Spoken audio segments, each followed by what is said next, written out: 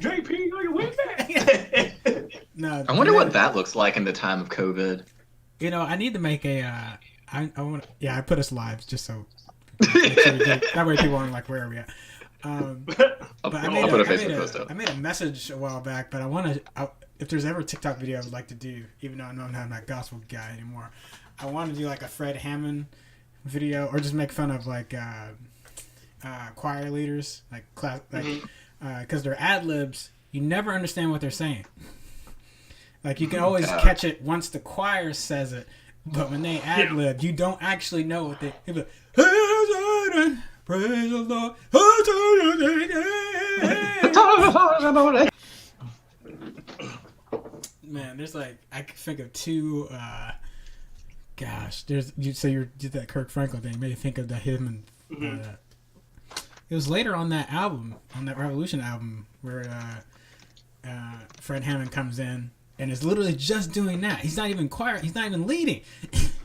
He's like he just got paid to ad lib on this track. Hey, that's what it's about. Y'all ever see the video of the little kid playing like gospel bass? It's like this little kid. He's probably about like 9 years old. He's got like these like extra comical expressions. Like you can tell he's feeling it.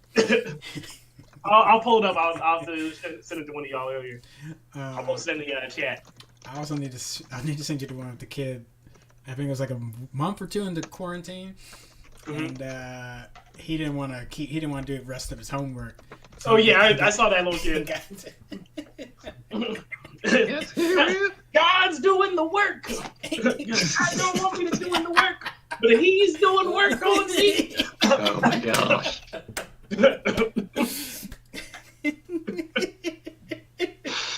Woo! Oh man, that was good. Man, all these flashbacks. Oh, gosh. I don't want to do the work, but the Lord's doing work on me. You're doing the work. Then he said something. I thought he said something about like, sometimes to go forward, you gotta go back. Sometimes you need to rest. And now, sometimes you kind of do. I don't know this song, but I feel like I do know this song because it just resonates. With so many past experiences. Oh man. Yeah, I'm gonna do that. I'm gonna make that TikTok.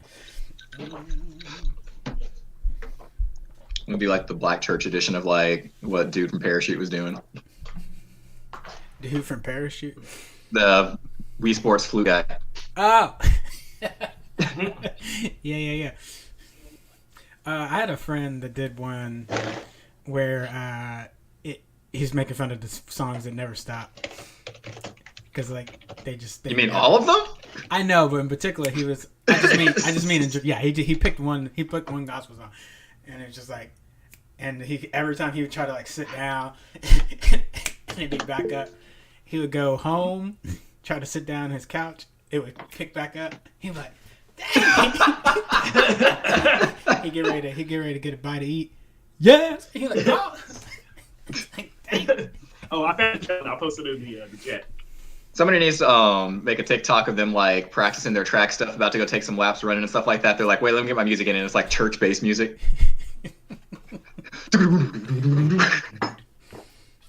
Oh, they can't start the race until it hits. Yeah. And the guy's waiting to like. It's just a real long intro. He's like, what? Yeah, what? Can I do it yet? But like the guy, but the person who's the announcer for the race needs to talk like a black preacher. Oh, yeah, but today's a race. We got a replay coming. It's like they're passing it to each other, but the Lord passed it to them. Oh man! I feel like the basic format is. Like the basic format is basically things that mortals do, followed by the Lord doing a thing that mortals do. I'm waiting in line for my food, but the Lord's waiting on me. Oh gosh. It's funny because it's true. Are we good on our notes? Yes. Yeah, I think we are good to go. All right.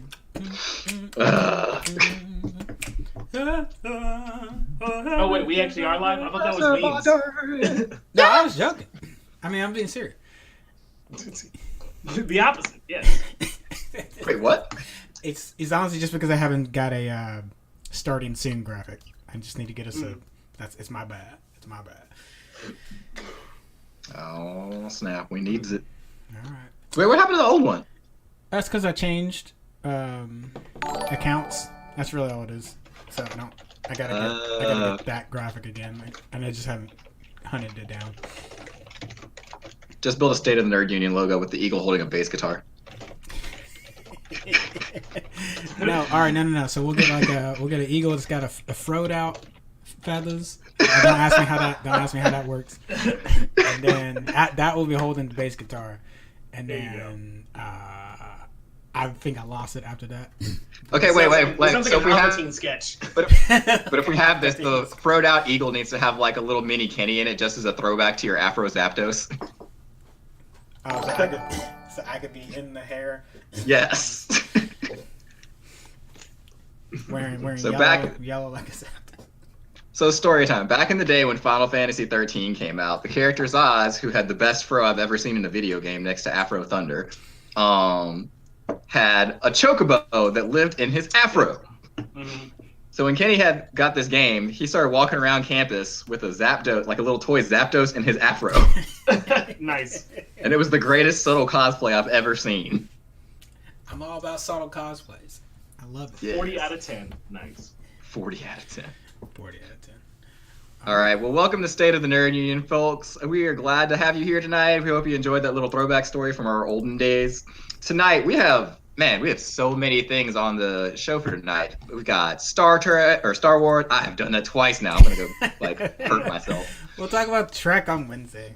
I know. All right, so we've got Star Wars. We've got PS5 and Series X stuff to talk about. We've got Dragon Ball. We've got some video game company controversy, which is becoming more and more the normal now that I think about it. We've got BlizzCon. We've got Destiny. We've got all sorts of stuff for y'all tonight. But I've got me here tonight. I'm your host, Jerry Maynard. This is my co-host, and you guys want to introduce yourselves and tell them a little bit about what's been doing or something fun about you. Kenny, go! Oh, how dare you? How dare you? Jerry, I'm not a host. I'm producing.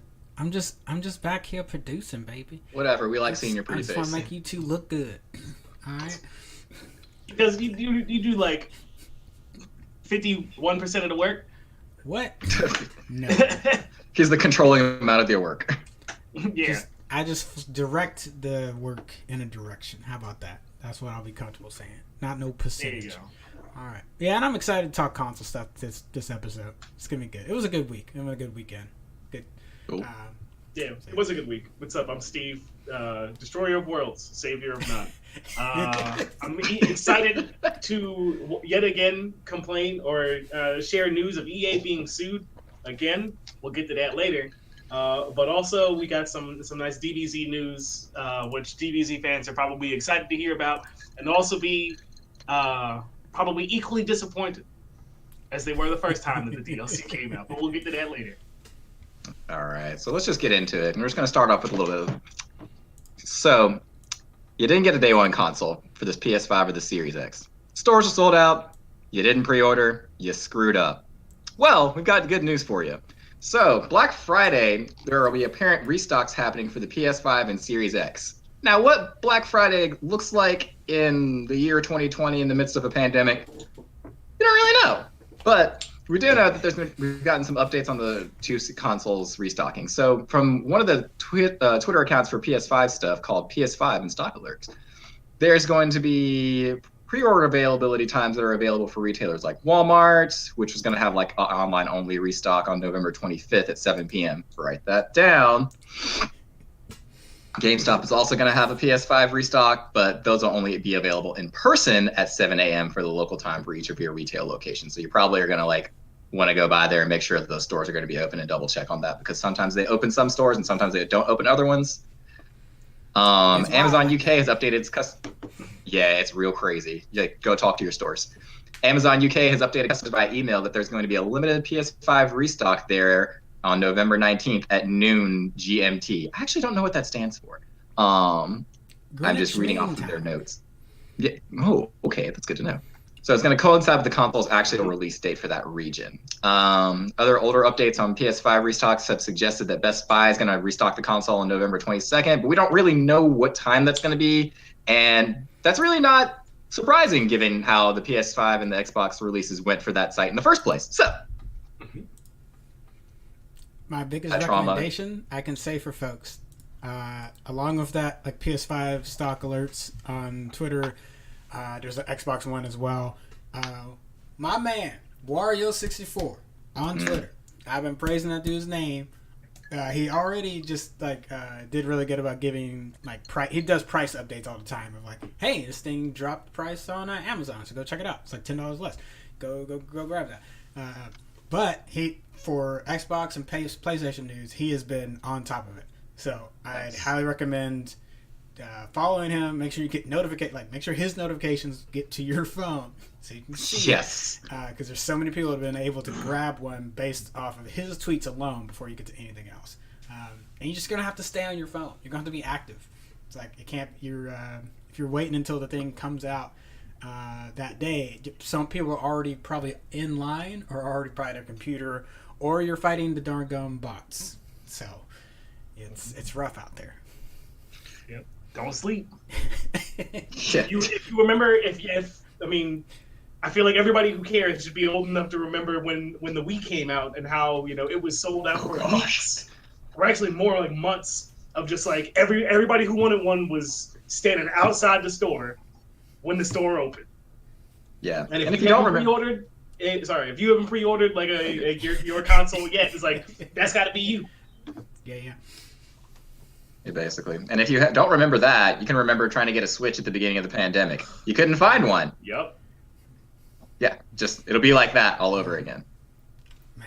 But we got some other news about things that are going to be coming out that we've got some timing on. So Steven's got some news about some Dragon Ball Z Kakarot DLC. Yep. So for the fans of Dragon Ball Z Kakarot, so I'm going to throw some criticism at it, which is completely fair. New DLC is coming out. I believe it's supposed to come out today. As of me looking at Steam, it looks like it's out right now. But it's the next phase. There's 3 DLCs that are supposed to be coming out in total. Fans who, like myself, who bought the DLC pack thing ahead of time, so you get all the DLC, will be grossly disappointed probably by this next DLC. If you remember, the first one came out like without exaggeration. The first one is literally just DLC that just breaks the continuity of the game. Like you just have the ability to just level 1 or level 5 rather. You can go hang out with Beerus and Whis and just power level through the whole game as much as you want to, and get like way above like I think the max level of like where the story progression caps out is around level 100, and it's like, you can just go up to level 250. So if you want to, you can just start a new game and just be like, oh, I want to go train with Whis. Teach me the Kaioken and how to become a Super Saiyan, and level 10 Super Saiyan 2 and level 3, and then I want to become Super Saiyan God. Okay, but like that's the only thing that the DLC adds. You get like 2 quests, and that was the first DLC. And then the second DLC is coming out. I think it's been 6 months, 7 months since the last one. And like, given how small that DLC was, and the next one we have is Fukatsu no F, or Revival of F from the movie, and the trailer is literally just like Super Saiyan Blue Vegeta fighting Golden Frieza, and I'm like, I have a very sinking feeling that this is like the only thing in this DLC. So I haven't played it yet. Literally just those 2. Just that fight. Yeah, I feel like it's like it's like, oh yeah, let's travel to this area that's outside the story. What's up? I'm Frieza. Y'all remember me from back in the day? I'm here to mess you up. Anytime that you're ready, come in. Let's battle, and we can fight as many times as we want. And I'm like, please don't make it that. Like, I haven't played it yet, but I'm hoping that that's not what this is. But given how the first DLC went, like, and that was supposed to be the Battle of the Gods DLC, I feel like this is just going to be like just more garbage crap that like It's just like, oh, cool, now you can go Super Saiyan Blue. Here's like an insignificant power increase that doesn't matter, and then fight Golden Frieza as much as you want. And I'm just like, so we'll see how it goes. Well, I'll mention it next week and give you a thumbs up, thumbs down, preemptive, thumbs down. However, they did come out with a. They did recently come out. This didn't happen this week, but for folks who already played Dragon Ball Z Kakarot, they're probably not paying attention to the game anymore because why would you? They recently came out with a monetization grab mode. Online trading card game mode. No. It's actually pretty fun. I played it a couple rounds. I'm terrible at deck building, so like I'm garbage. I build a deck. I play like 5 games. I lose 5 games. I'm like, maybe I should try a different strategy. And I build another deck, and I play 5 games, and I lose 5 games straight. And I'm like, maybe I should go back to the other strategy. But it's free. If you want to pay for it, of course, you have the option to. But they give you like a bunch of cards up front at least, so you can get the ball rolling. And it's reasonably entertaining. There's as far as I can tell, there's at least one other person playing it. And like 4 o'clock in the morning the other day, but. You know, Dragon Ball Z Kakarot is still around. They're doing the DLC. They have 1 more to release after this. Hopefully, it doesn't take 7 months. But my expectations are low. But I'm hoping that it'll be good. Yeah, I didn't know the first DLC was like that. It was bad. And I was thinking about getting that game at some point, but now I'm kind of hesitant. So the core game is really fun.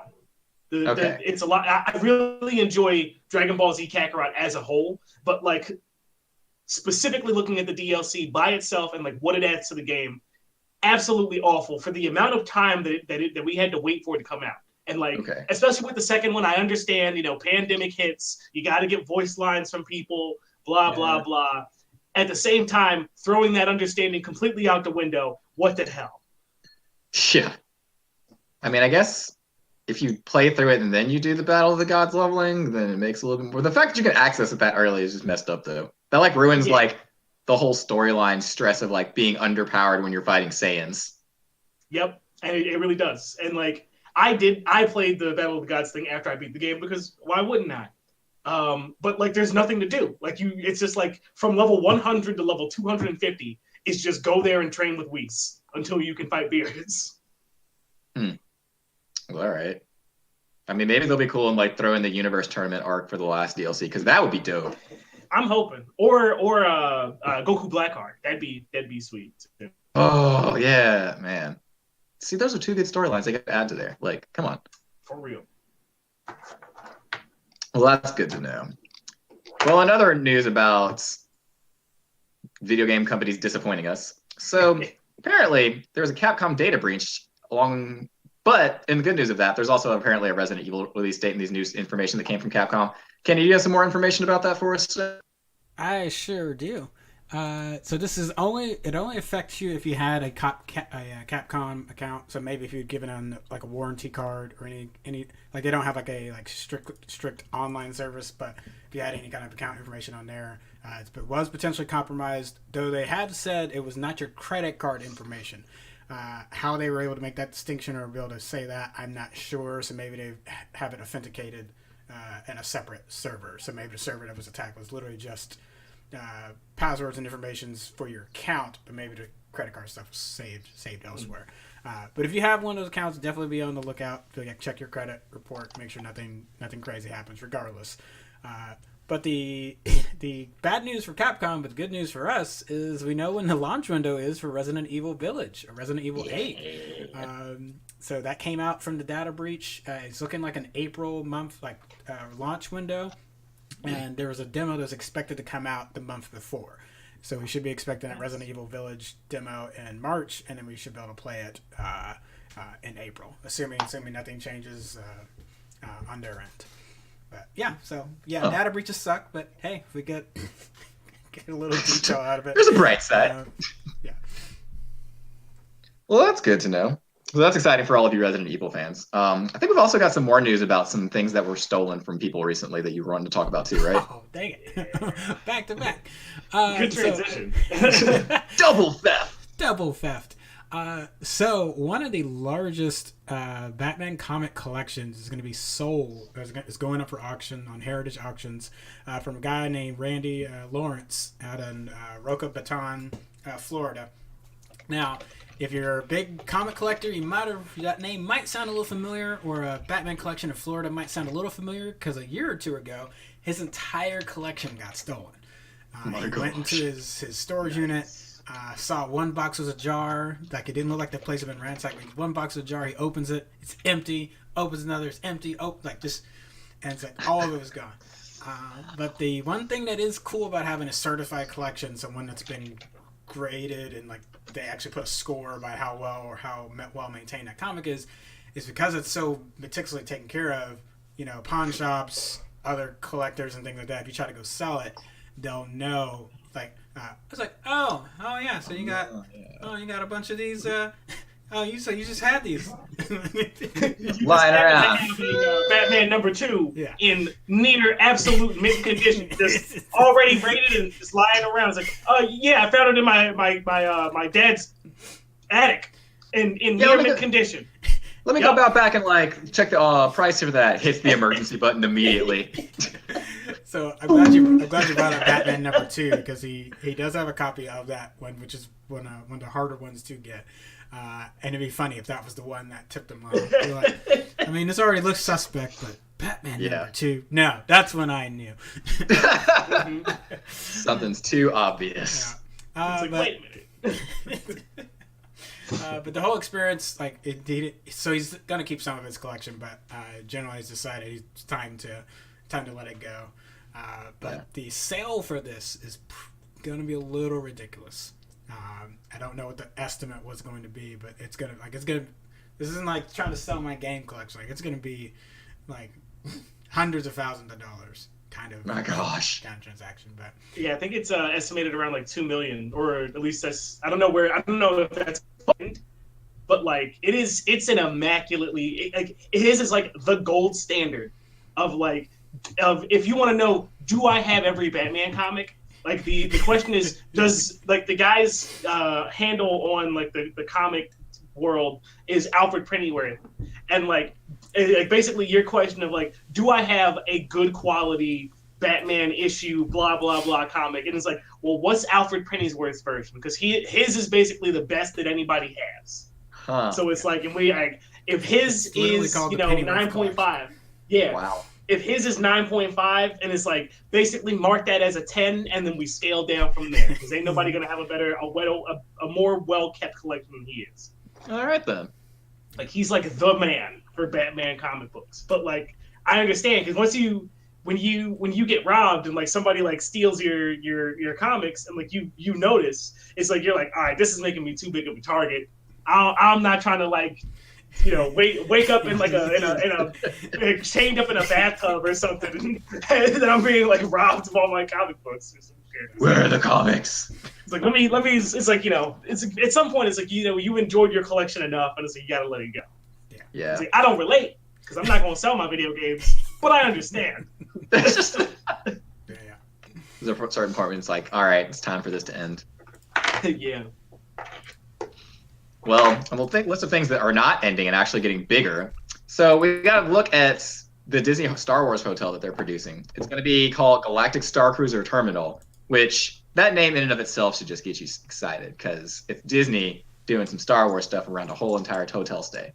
It's an elaborate name. Yeah, exactly. So it was yesterday they released the information at a news conference, because a lot of their conferences are going digital these days.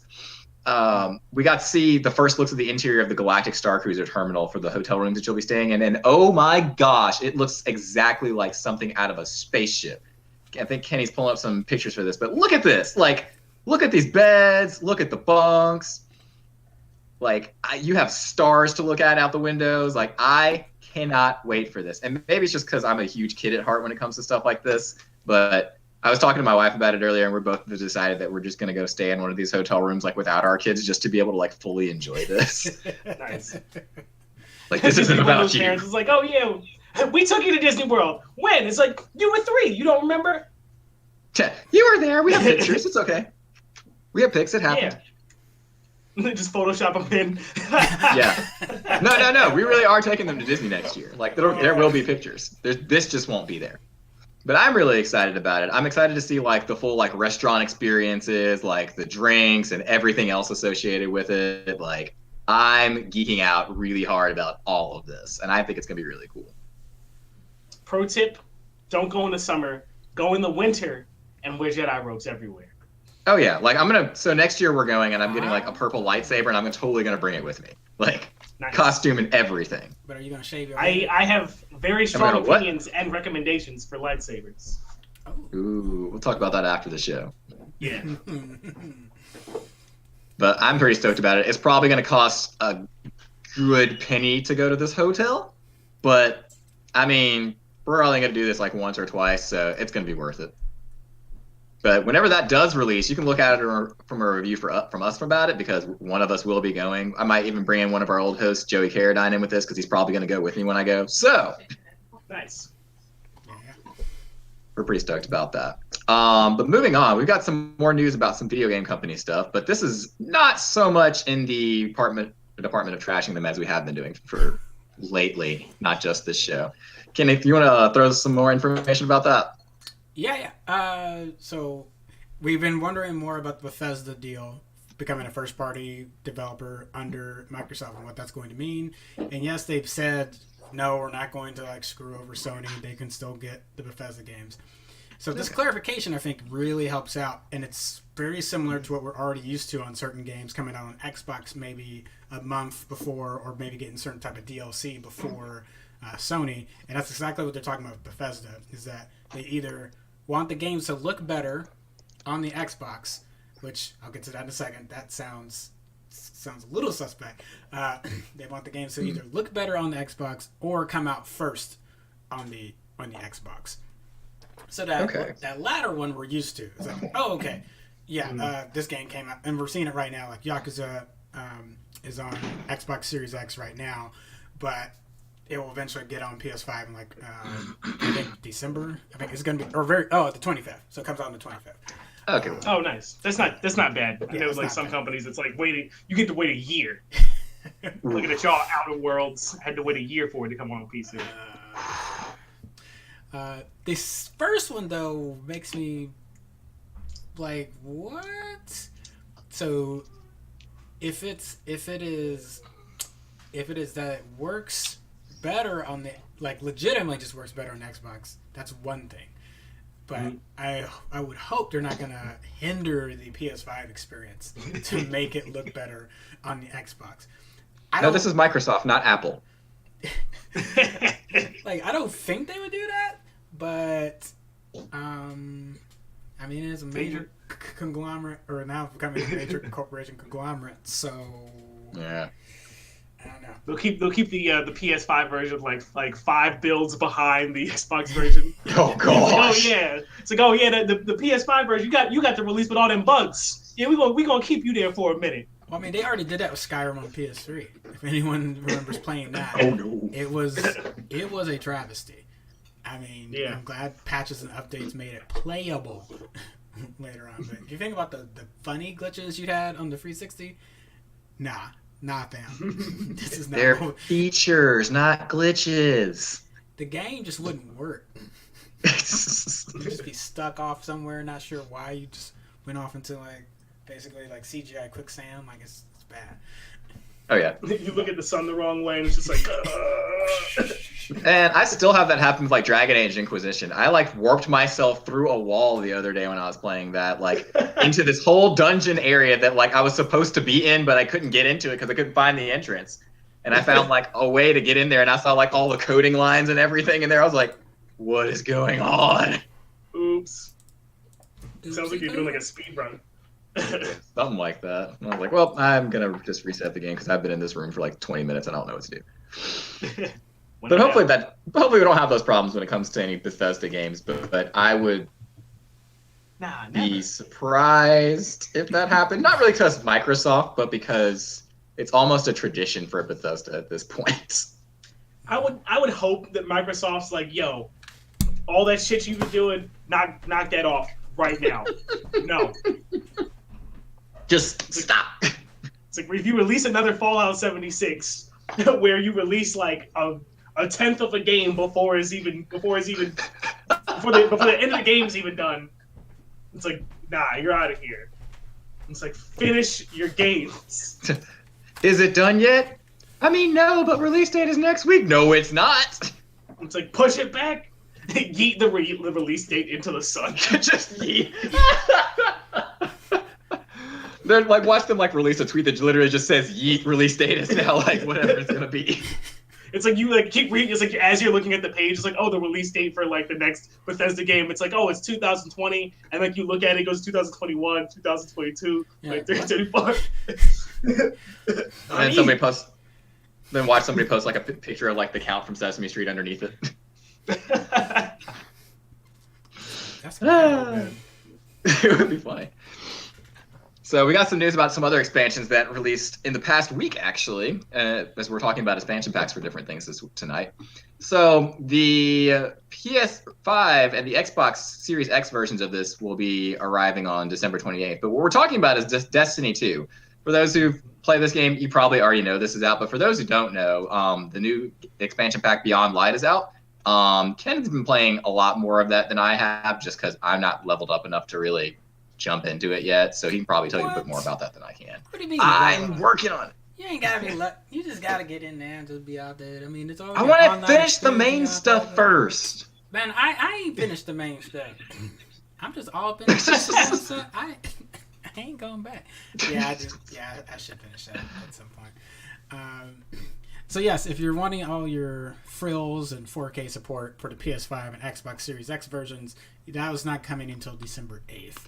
So if any Destiny 2 that you're playing on the consoles is definitely the previous gen, but just using your backwards compatibility. But you can still play Beyond Light right now. So little things that are going to be in the next gen versions, though. If you want your 60 frames per second and your full 4K performance, you're going to have to wait. Don't act like you're not those people. What?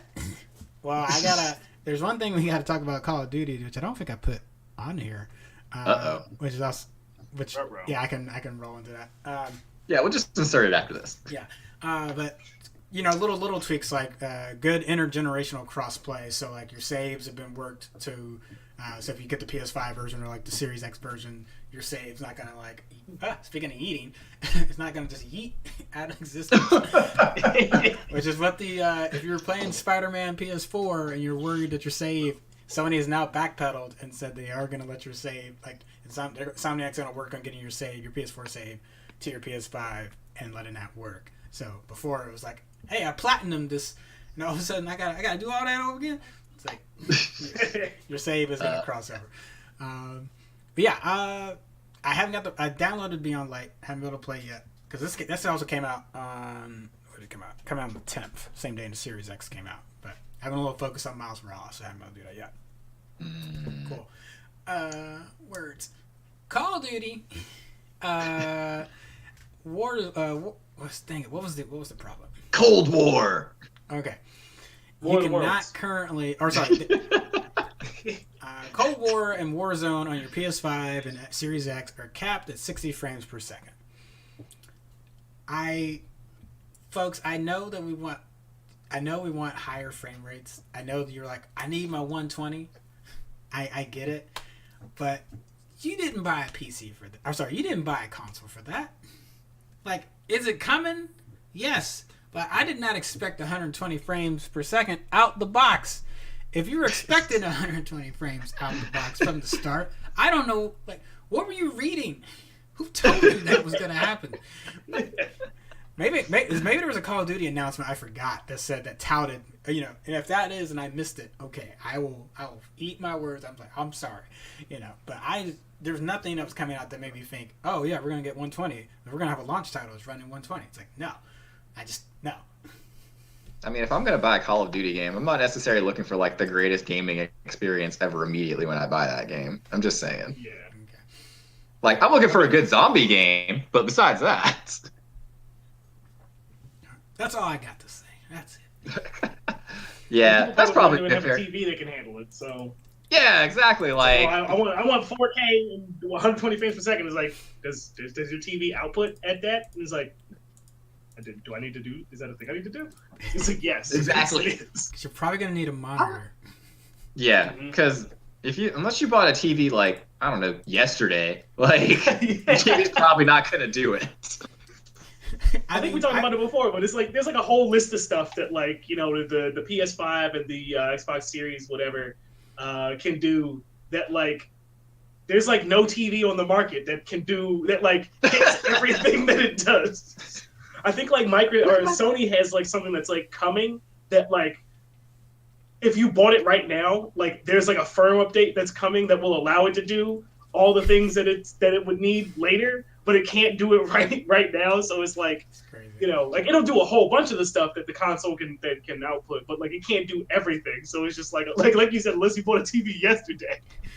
This is one of those examples of like the technology is ahead of the technology. Like we just aren't there yet. It's like when Dreamcast came out. Yep. Like we just It's like console MMOs. What? we just weren't ready. Okay. All right. And now I'm tracking. I'm like, what? Man. You got where I was going with this. Nah, All right. We're picking it up. We got some good news for y'all about gaming stuff, though. Some more good news, rather. So EA Play is now officially added to Game Pass Ultimate, giving you access to a huge backlog of EA games, which we bag on EA a lot on this show because we should. But, Yep. such as like why am I forgetting the name? The Jedi Fallen Order. And I don't know if that's completely on there, but I know that that's supposed to be on there by December 10th. I know it's on. Yeah, it's especially like if you like Star Wars, first of all, you should just get it. But if you like Dark Souls, you should also get it. Yeah.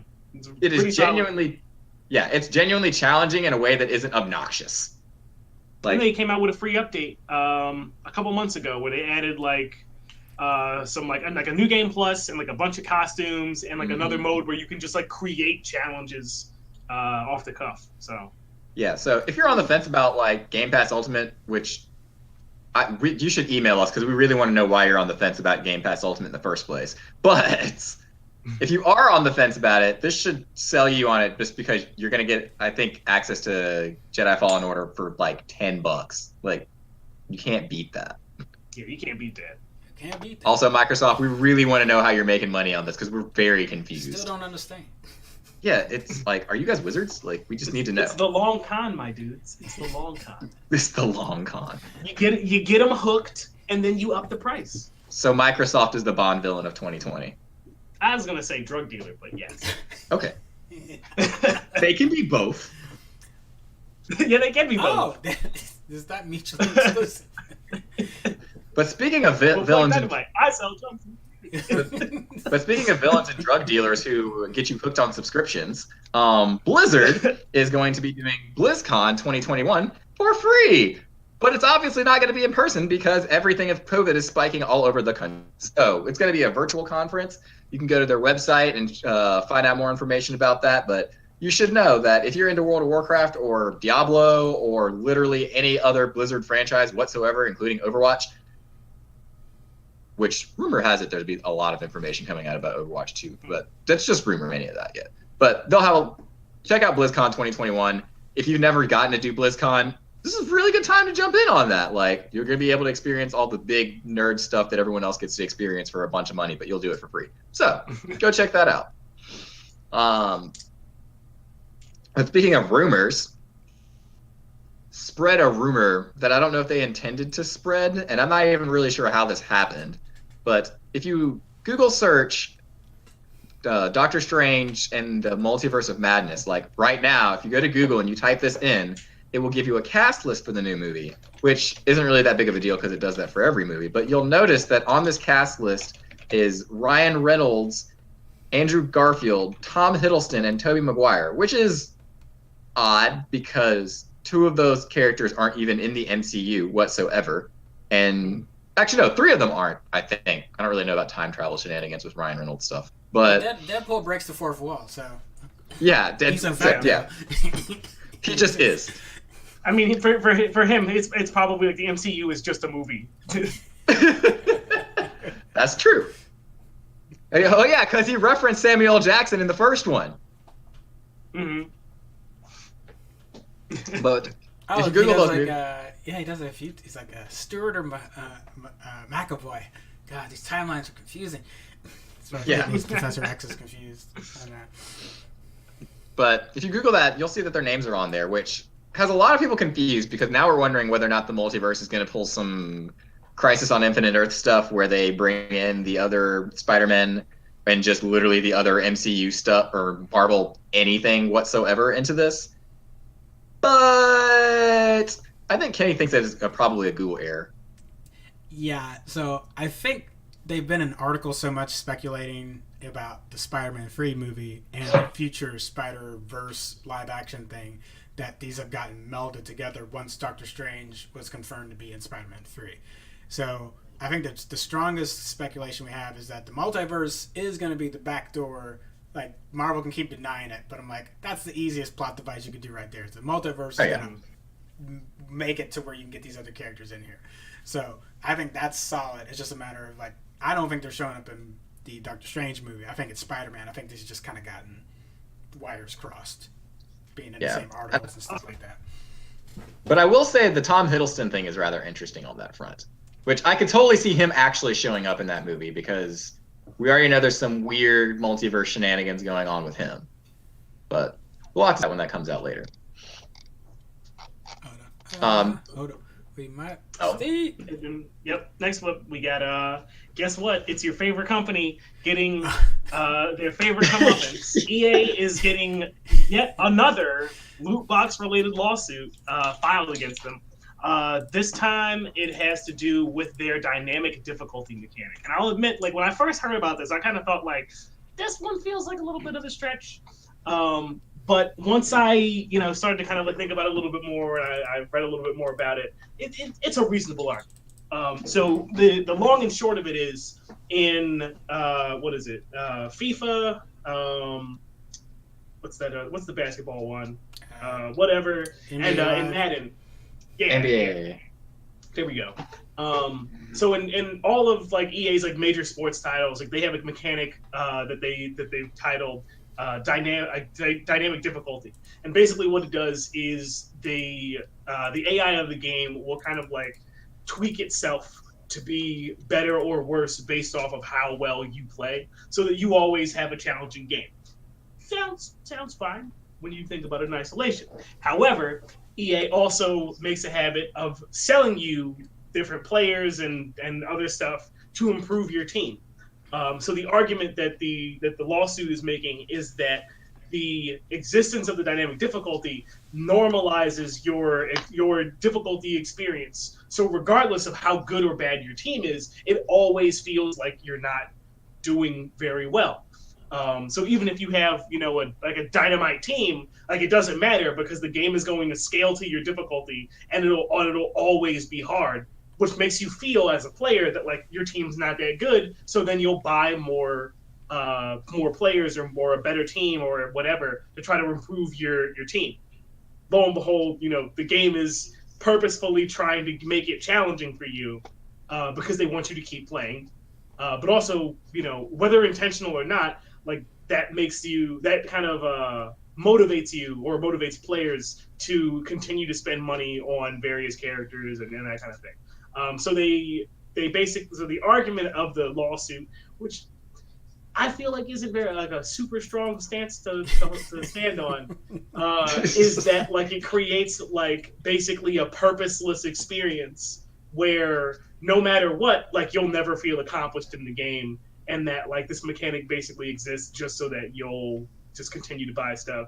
And I'm like, that might be true, but like tons of mobile games operate entirely on that very principle.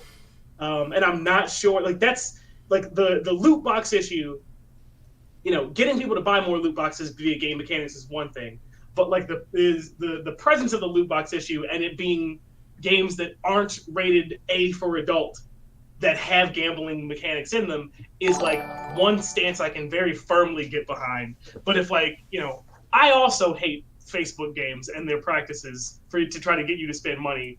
But like while it is like maybe very annoying from a video game perspective. I'm not sure that it's like ethically wrong. Facebook example probably definitely is, but the dynamic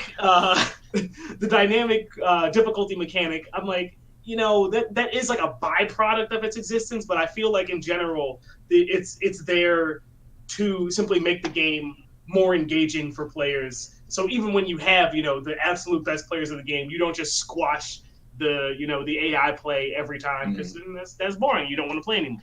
And EA's whole thing is the longer they can get you to play, the more money that they can make. At least hopeful from their perspective. But like as a gamer who enjoys challenges, like, you know, I love my Dark Souls and my Demon Souls and other Souls-like stuff as well. And, you know, basically anything on the SNES. I like having challenges, and I don't want to, you know, just squash every enemy or every game all the time forever. Like, that's not fun.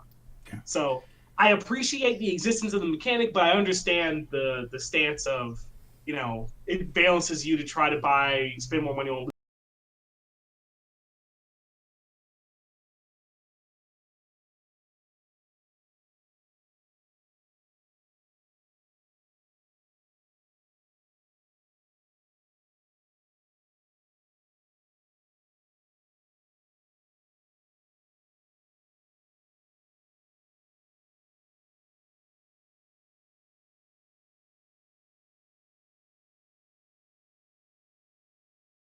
world, our game world as it is, and let the player get good.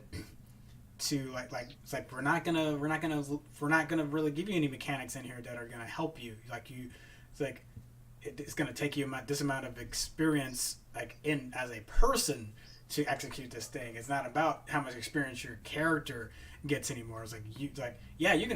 It's like, yeah, you could go we could drop a buff character in here right now, but if you haven't done the work to learn how it operates, you're gonna maybe get through these first couple of baddies and then hit a wall somewhere later. So like, what I ended up loving about Souls was it's I either get better and learn how to do these mechanics, and the game tests you throughout the have you learned anything? What have you learned? And not just in a like hold the hand of like, hey, we showed you where enemy weak spots are before, so do you understand? Hey, here's another example of an enemy weak spot. Do you understand now? Did you get like? But I think about from the first drop down and kill the enemy in Demon Souls, or not Demon Souls, but Dark Souls. And then, we jump off the roof and stab them. Yeah. And you literally have another opportunity on a bridge, like not even, I guess it depends on how you go, but like, what's the town called? Crap. I don't remember Dark Souls lore. 15 minutes later. 15 minutes later, the Ifrit looking dude. But you literally have... Yeah, they'll know what I'm talking about. But you have an opportunity to immediately use that mechanic that it's like, you could beat your head against this enemy if you want to. But we gave you a path. And we gave you a mechanic from earlier that you can use right now. And you better believe my ass jumped onto that with a claymore and like hit him twice. Yeet. Yeah, but I know exactly what you mean. But I feel like, for us here, like we started playing games, you know, when playing games cost money. When it's like, you know, you went to the arcade and it's like, oh, if you're good, you put in a quarter and you play for 10 minutes. If you're bad, you put in a quarter and you play 45 seconds. You put in a quarter and you put in a quarter and you put in a quarter. So it's like, you know, the games were kind of motivated for you to like, yo, if you learn how to play, you'll be playing for a long time. If you don't know how to play, you better prepare to get squashed. And like, you know, games kind of had like those artificial like barriers to entry. Like if you look at like, you know, games are just like bonk-donkulous difficulties back in the day. Kind of, sort of, the SNES Aladdin, definitely Return of the Jedi. Battletoads is a really good example that everybody knows, or you should know. But like using those as like, Turtles. Yeah. But like using those as like a barrier of like, you won't get past this level until you know how to get past this level.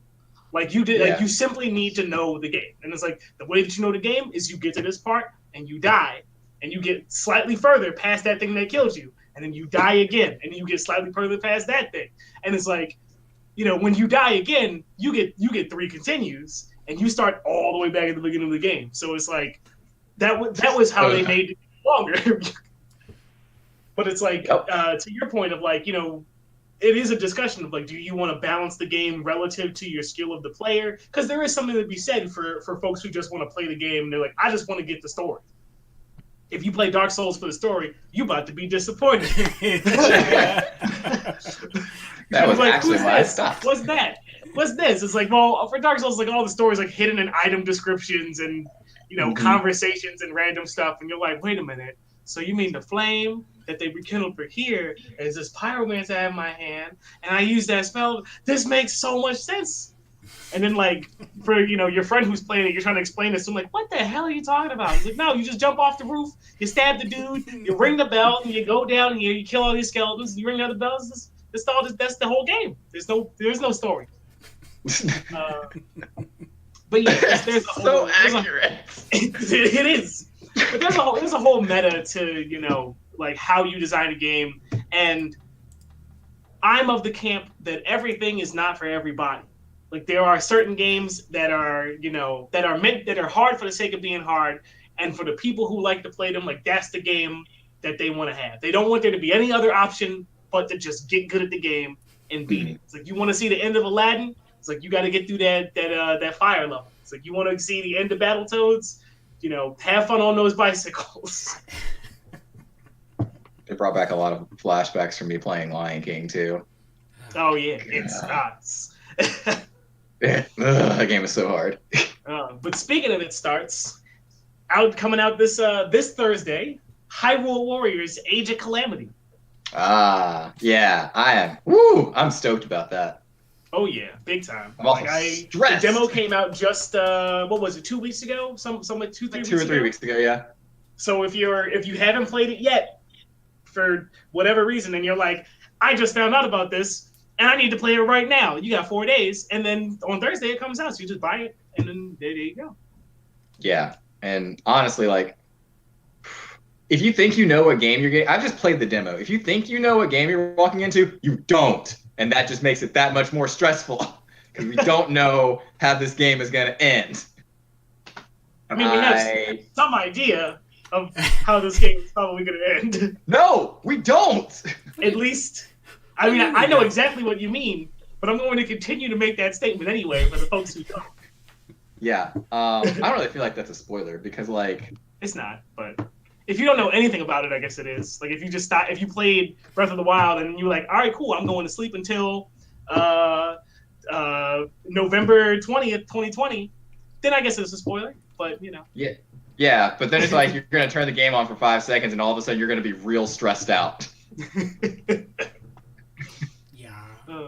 But yeah, we've been playing the demo. The demo is a ton of fun in and of itself. Like, I could just sit there and play that for like hours because it's just, man, it's so good. All the character combat is very interactive. The characters don't feel the same at all. They have completely different strategies for everybody that I've played as. And the way that and honestly, even in the midst of those strategies, you've got a lot of flexibility about how you approach various enemies and combat situations and whatnot. So I'm really excited about Age of Calamity. I will be trying to pick it up as soon as it releases, and we'll probably write up a review or something on there. You can look forward to hearing a bit more about that next week sometime for sure. Yeah. If I've beaten Miles Morales before, then yeah, I will. Because Nice. I'm not gonna. Demon Souls is not gonna be beaten before that. So. Not with that attitude. Not with that. Stop sleeping so damn much and start playing some Demon Souls. Start beating. Well, I'm also trying to save some of The my truth get plays good. until I got to get another capture card. So I'm trying to save some of my play until that, because I was like, dang, just grab a whole pot of coffee, just sit down next to your computer. Don't even use a coffee mug, just like. No. What you do is you take an IV bag, you pour the coffee into that, just plug it right up, and you're good to go. It's like, wow, has this game always been in slow motion? Or you can go into like hyper mode and make like a French press of coffee, but then you take that French press and pour it into another French press of coffee to make that one. There you go. That's crazy. Side note, viewers, do not do that. I felt my heart palpitate when I did that. It was Double awful. pressed coffee. We can't do Fry's 100th cup of coffee. You like drink double pressed coffee, you're like, yo, I can see air. I was like walking around, I was like, why is everyone moving so slow? Why is everyone talking so slow? Oh. It's like, come on, stop talking so slow. Go, talk, but faster. That was a weird day. Yeah. Oh my gosh. All right, so getting into our main topics, which we know we've been talking about a lot of stuff tonight. Main topic, this is the last thing on the list. Was supposed to be the main topic. All right, so we're going to be throwing some spoilers out. If you haven't caught up on Mandalorian this week or the week before that or this season at all, you should. We'll take a brief break. Go watch it right now. We'll sit there. Go turn on. Well, hold on. I think you can do it without spoilers. I'll try. If I get into spoiler territory, I'll warn people ahead of time. Okay. Nah, let's do it with spoilers. If you pause the video, pause the live feed right now, go watch Mandalorian, and then come back, and then watch the rest of it. This is at the 57-minute mark. Yeah, 57-minute mark. Jump in. It comes out on Fridays. I don't know how to talk about this without talking about like what happened in this past episode, because that's why I wanted to talk about this. All right, Spoiler go ahead. alert! All right, if you paused it, you're good. All right, let's go. So, for those of you who watched the episode recently, you know that we had a lot of great surprise appearances, mainly Bo-Katan, which nobody I know was expecting that. I was not at all. Yeah. So like Bo-Katan and all her folks show up and they just like start coming up and they kick ass and whatnot. Like, oh my gosh. So you know that thing where people like do a whole bunch of cool stuff in like animated shows that they can't actually like recreate in real life shows? That didn't happen. It was just as badass in real life. Like, oh my gosh. But she showed up, kicked a bunch of ass, and then dropped some references about how he's gonna go find Ahsoka to help Baby Yoda, which we're calling it Baby Yoda because Jon Favreau still hasn't given us a name. To help Baby Yoda figure out what's going on with all this Jedi stuff. And while that is all very cool, and we're totally hyped about all of that and all of the Mandalorian like stuff that's going on with that, that in and of itself is an expansion of the Star Wars universe that we need to talk about. So everybody's been talking about, oh, what are they doing next with Star Wars? We're gonna have Skywalker stuff, the Jedi Order, Rey, blah blah blah blah. No, that's not what's happening here. We're talking about the fact that they're expanding the Star Wars lore both in like random outskirt stuff with like Mando and whatnot, but they're also expanding stuff with the Mandalorian culture, the Empire, what they've been doing, the Jedi themselves. All of this is getting expanded in a storyline that has nothing to do with the Skywalkers. Yep. And we haven't had that happen before. Yes. That's right, Steve. Like, oh my gosh, I'm so sick of hearing about that stupid family. I'm extra hyped. I'll add as a anecdote. The other like a few weeks ago, my partner and I were talking about like why Mando like refuses to remove his helmet, and like it's like none of the other Mandalorians seem to. I'm like, yeah, and I had like hypothesized like as a why they might do it. I'm like, all right, well, like we know that like there are from this is non-canon information, but we know from like the old games and stuff like there are Mandalorians who are like, I am born and bred from Mandalore and I am a Mandalorian, and like there's sects of different Mandalorians on Mandalore. There's like Black Watch, there's the whatever other stuff from the Clone Wars and Rebels and so forth. And I was like, likely there's like because we know that Mando was adopted into the Mandalorian Order. But like one can become Mandalorian if you're brought into the Order and you subscribe to their beliefs. So I'm like, oh, well, there must be like another sect of Mandalorians who, for like essentially cultural / religious reasons, just don't remove their helmets like ever in public or whatever. And I'm like, that makes sense because she was like, well, every other Mandalorian that we ever see is like, yeah, you take off your helmet when you're not doing stuff, because why wouldn't you? That's stupid. And basically, what I kind of guessed was the Mando that we know is like some sort of like basically a part of like a religious or cultural zealot cult, Yeah. within the Star Wars universe. And then like when we meet Bo-Katan and like the rest of whatever her Mandalorian sect is it that? Nah, wait, because there's something else. They said it in the show, but I've since forgotten. But when we meet the rest of them, they're like, "Oh, you're one of those." Yeah. And I was like, I knew it. It's like everybody thinks that not taking your helmet off is weird, and it's not just like a you thing. Yeah, as a Christian, I felt that line so hard. I was like, oh! But we find out that he's like in this cult, and we're just like, that explains so much. And honestly, it might explain why everyone looks at him funny when like he's a Mandalorian and he goes into like a bar or something like that and like won't eat, because it's not like nobody's ever seen a Mandalorian before. He's just weird. It's like, oh, you want something to eat, and it's like, I mean, I do, but I can't. So no, I need to play it cool. I think just give him some food. It's fine. I think it's a good build from what we saw from last season, because that was because there was no hint of this. Yeah. So if you had never read any expanded universe stuff, let's say you haven't even seen a ton of the Star Wars movies, maybe you've seen the original trilogy. Let's just say you just haven't seen. You don't know who Jango Fett is, or you've seen Boba, but maybe that's your only reference. So you see this.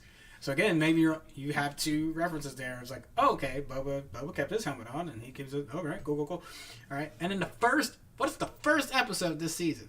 What is the first episode? Is him reclaiming some armor, because that dude is not a Mandalorian.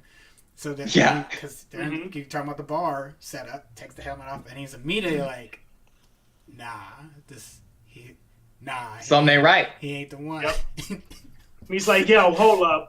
And I love like how it's an immediate reveal for like everybody. Like he's like, nah, y'all ain't the way.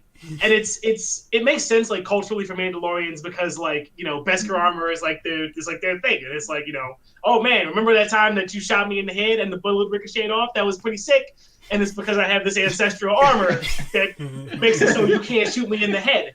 And like it makes sense from a cultural perspective of like, if you're like a warrior who's like, oh, like we're like the toughest of the tough. We got flamethrowers on my wrist, jetpacks, missiles, and we can kill anybody at anything, anywhere. It makes sense that you're like, and you never take your helmet off, so you don't get shot in the head. Like, you know, culturally it makes sense. Yeah. And then you got all these other ones like, hoo-wee, that was a good battle. Guess I better let my guard down and take off my helmet. Boom! But it's really interesting because they're building up all the lore of the Mandalorians themselves, which I'm really excited about that because I played Knights of the Old Republic, and you get a lot of like old Mandalorian in that game. And like, loved it. To see that culture getting expanded in the universe, and to see that there are these badasses that exist in the universe besides the Jedi, which if you've watched Clone Wars and Rebels, you knew about that, but we've never seen it in a live action cinematic force. We've never really seen anybody who can keep up with all of these other major players in the universe same way the Mandalorians can. Mm-hmm. But to see their culture being not only brought up in the main universe, but to also be like diversified and to see the various aspects of this that exist is a huge deal. And I love seeing the Star Wars universe expanded in something that has absolutely nothing to do with these daggum Skywalker and Palpatine crap, which apparently is like all the same family or something like that. But like, the presence of the Skywalkers and the Palpatines basically caused the death of like every other space wizard in the universe. who subscribed to the Jedi religion or the anti-Jedi religion. Well, and I get really sick of the stuff that has to do with the Skywalkers and Palpatines, because like it basically is Nazi theology that states you can only be great if you are from a specific bloodline. Yes, I'm calling that out. All these Star Wars fans are like, Rey has to be from somewhere to be that powerful. Y'all are acting like Nazis, like straight up. That's straight up like genealogy razzmatazz. Yeah, that's saying that her bloodline is the thing that makes her powerful. And I love seeing characters. Yeah, I was about to say. I love seeing characters. Oh no, go ahead. Our lag is. No, I'm gonna say Yeah, we have like a 3-second lag. We didn't a clap experiment. It was really bad. But I love seeing characters that exist in the Star Wars universe who are doing great things and are a big deal that have nothing to do with this bloodline lineage crap that we've had to deal with for like literally 9 movies to see Din Djarin running around here, keeping up with everybody in the galaxy, while being literally not even a Jedi, just someone who was born, adopted by this culture, and learned how to fight from these people. And he just uses his head and has like a soul to him, so he can manage the universe the way that it is very well and in a badass form. And then you see Bo-Katan show up, who's part of the Mandalorian culture, also keeping up with all this. And this is all happening like post Return of the Jedi. Who knows where Luke Skywalker is? We haven't even heard about Luke Skywalker existing in the midst of this, although we got some like cool like dropbacks to like all the X-Wing fighters from the last episode. But because the time frame is fuzzy. We ain't got is it though? Well, is this after Rise of Skywalker? Is this before Force Awakens? It's before Force Awakens and after Return of the Jedi. As far as my understanding of it existed.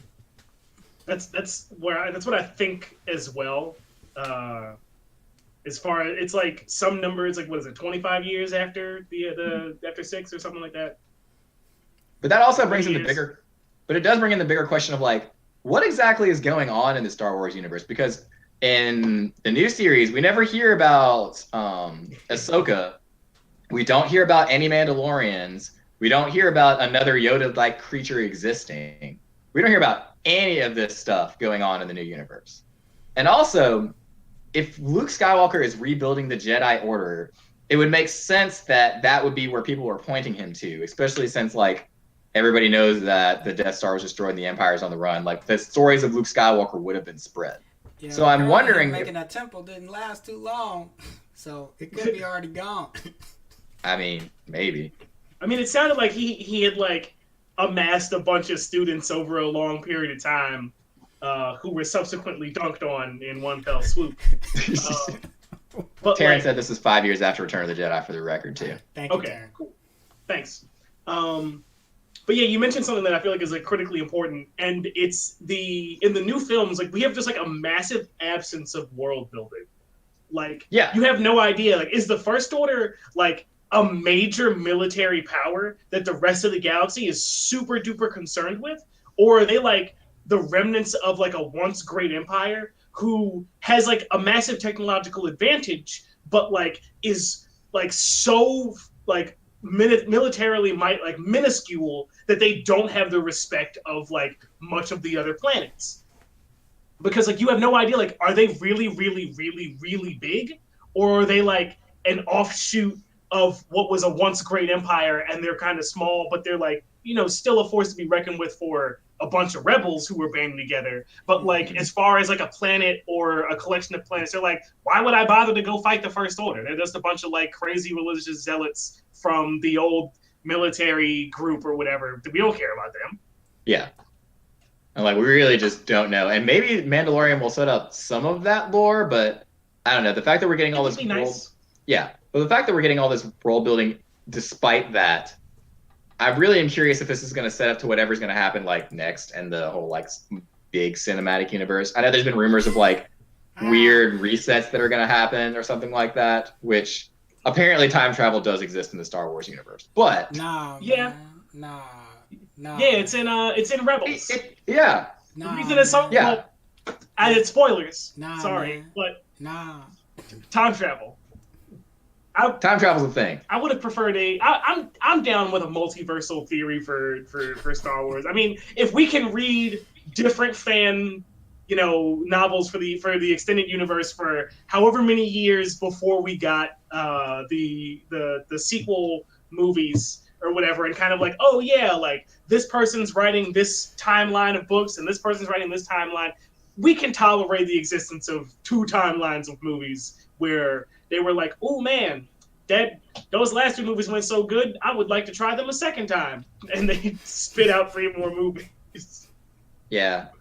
But I don't know, just to see like, I want to see where Ahsoka has taken the whole concept of Jedi. And we're obviously going to get a chance to see that because she doesn't do like, everything is light side. No, like that's not how this works with her. And I really want to see more of that because it was hinted at in The Last Jedi that they were going to go like the kind of middle of the road route with it, and then they backpedaled because fan pressure. But yeah, I was really mad about that. But to see Ahsoka showing up, we know she's not the type to just write off everything like that. And I want to see how that plays out as far as like whether or not they're going to train the baby. Is like the Mandalorian going to become like literally the next Mandalore with a Darksaber and learn the ways of the Jedi, like, which would be awesome. But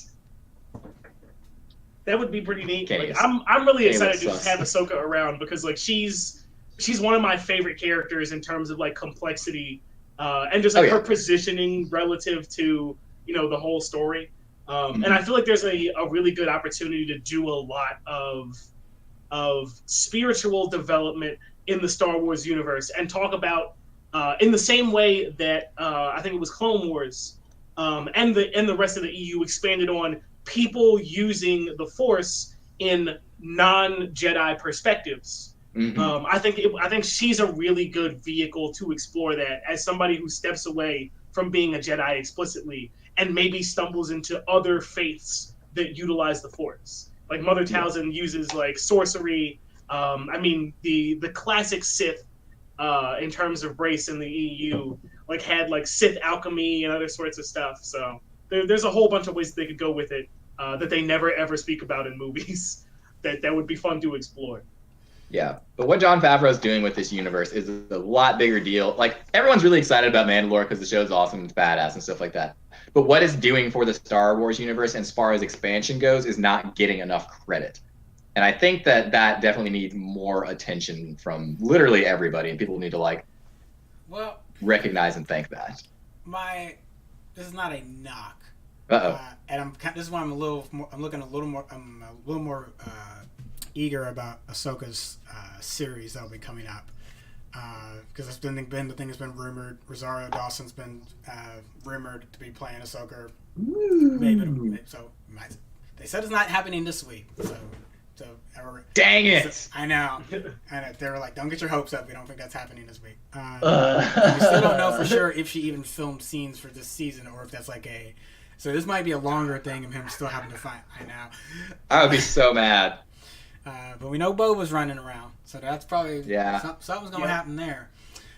What's he doing? He just never comes back. He just never goes back. That was it. He's just standing on the hills like, that motherfucker got my arm. Damn. I'm gonna go get it. He just does it. He's like, oh well.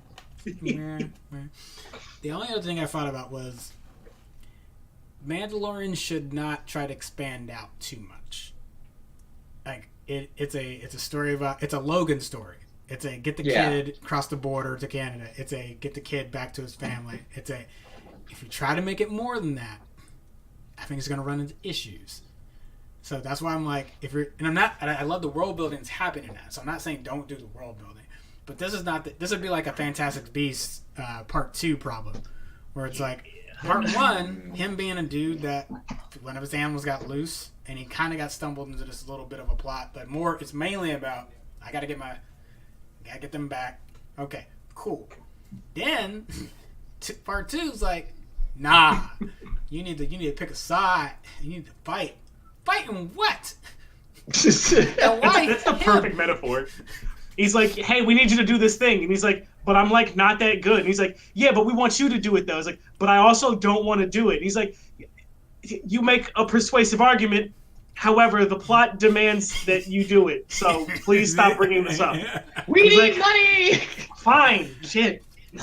Now, Mando taking a fight, or like taking up a cause, we clearly seen he's probably going to be more sympathetic to that going forward, because everything that's happened with him, his rough exterior has been getting softer and softer and softer. So there could be some fight that comes up that he's asked to come into that might make sense. But if it's like, oh, and now you're going to be the general of the New Republic Army or some shit like that, I'm out. Yeah, that's fair. He's like, yo, man, you want to be a clone? You could be the stock that we make a whole bunch of clones. Like that'd be a cool original idea, right? I would love to see him become the new Mandalore, though, because that would logically make sense for him. I feel like it wouldn't though, because like Why? it feels like it sounds like he's like in an outcast group in terms of like how Mandalorians view various sects of other Mandalorians or other groups. You know, this wizard kid who can't talk, but he does cool magical stuff from time to time. And they're like, where do we go? It's like, oh, we got to go to the capital city. Of course. Where's that at? He's like, well, I don't know. Nobody's made a map of the area in forever, so let's just bumble around until we find it. But like, part of the journey of maybe season 1, season 2 is getting to that city. And then once you arrive there, you find like, oh wow, like there's some really big stuff going on here, and it would probably be a really great story if I got involved. So like that's kind of how I feel like what you said made me think that maybe that's how the Mandalorian is going to go from a plot perspective. And like this is just like the delivery of the child is just a vehicle for Mando to like. One, to grow as a character, and to like be like you said, he's softening up of like he really cares about this kid beyond just the fact that he's like honor bound to deliver him. But the process of the deliverance brings him into a state where he can take on some greater responsibility beyond his being honor bound to do something, but doing it because he chooses to. That's true. Him becoming Mandalore would also take away from Bo-Katan becoming Mandalore. We don't want that. Yeah, I also don't want that because Bo-Katan's awesome. Yeah, Yeah. that's my other thing. I was like, what? I was like, what? Katie Sackhoff, I need more Starbucks. Well, she's rumored to get her own series too, though. So we'll have to see how that goes. Okay, everybody can't be getting a series now. It just can't. If she becomes the new all right, if she becomes the new Mandalore, if she becomes the new Mandalore and they keep going with like this whole Mandalorian culture thing, then yeah, it would make sense for her to have her own show because like she becomes the new Mandalore and it's just Fable 3.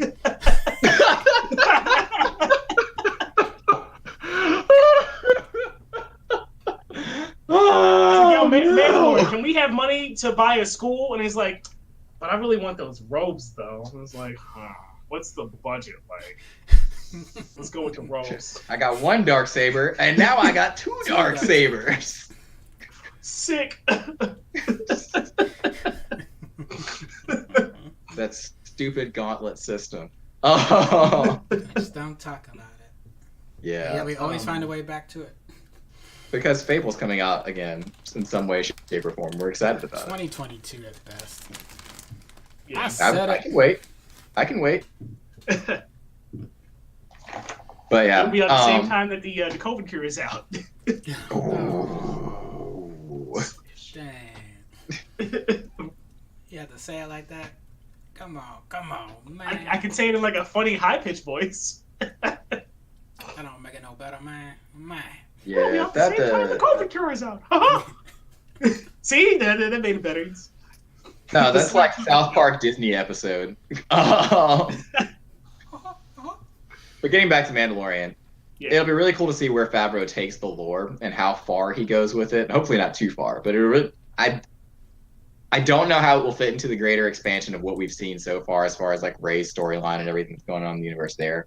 But I do like that we're getting a lot of this expansion that has nothing to do with the stupid family that's been screwing with the universe forever. And I love to see all this character significance happening in big ways that seems to be universe affecting, or galaxy affecting rather, because they're fighting off like whatever is the remnants of the Empire at this point, whether they intend to or not. And we're getting more information about the Jedi and whatnot. So this season will be very good as far as that goes, I think. Now, what they're going to do with, I think there's like 3 seasons that they've said they're slated for right now or something, but I don't know where they're going to go with this next season. But this has already gone like way further than I ever thought it would, so I'll be excited to see. Yeah, I'm definitely just hyped to get more. Yo, but you know what would be sick? If Mando fights Phasma. That would be great. Would it though? That, of course it would. She's got Beskar armor, or at least is really shiny. And I would like her to do something other than die in a fire. I mean, yeah. It was a great waste of it. Exactly. But Boba didn't go out, apparently. I mean, apparently. That's the other thing I'm really curious about. Like, what on earth does Boba have to do with any of this, and why does he care about anything? I don't know, man. I mean, maybe he just wants to get his armor back. I mean, maybe that's simple. Having a jetpack is dope. If I had a jetpack and then lost it, I'd be like, yo, I need to get that jetpack back. I just I don't want care jetpack about back. nothing. I don't care about nothing or nobody. Just give me that jetpack back. Did you seriously just take out a squad of dudes just to get your jetpack back? I mean, jetpacks are awesome, so yes, I did just take out a squad just to get my jetpack back. That scene where the dude takes his jetpack and then just immediately dies after. That had so many more. There were so many more when 3 vibes in there. It was beautiful. Yeah, yes. It wasn't even It's like, worth yo, it. put these sick boots on. It's like, yeah, man, this is pretty dope. Sure. That was the first thing that came to mind when I saw that. Oh man. But yeah, and the other thing I think that hasn't really been talked about with the series, and maybe it has, and I just haven't seen it, but like, I think we're gonna get a lot more into the clone stuff than we had previously, because I'm still on the camp that I think the Baby Yoda is actually a clone of Yoda because of the dude with the Camino patch from the first season and Count Dooku's proximity to Yoda and being in charge of that clone project in the first place. But that I've got, I would love to see some stuff come out of that, but I do want to know why that guy had that patch. He's so concerned about the child as a result of that. That's a good point. It also explained why maybe they had to control him from the onset, because that's always been something that's like. Now I'm not putting it like the Empire were totally still kids, like that's Of course. that's not even a question, but it's also just like okay, but we don't even know where Yoda comes from. There's been other people like what was it, Dantooine on the old Knights of the Old Republic, so there has been other creatures like him. So, but we still don't know where they come from. So I thought like maybe it was actually a legit Force creature, something that just came out of the Force. But yeah, clone would be, it would at least fill in that gap of like, why did y'all have it in the first place? Yeah. Or who did Where'd you you get steal this it baby from? Yeah. Because remember, Mando, he has to go get the child first. Yeah. He ends up stealing it. I forget what happened in that episode, but he ends up having to steal it for them to get it to. He steals it from a bunch of people who have it, and they're just guarding it for some reason. Yeah, like you do. It's like, yo, it's session 1. It's like I need my players to go get into violence. It's like, yo, go kill those dudes over there. They're guarding a thing that's really important. It's like, why are they guarding it? It's like, stop asking these questions. Just go over there. Mess those dudes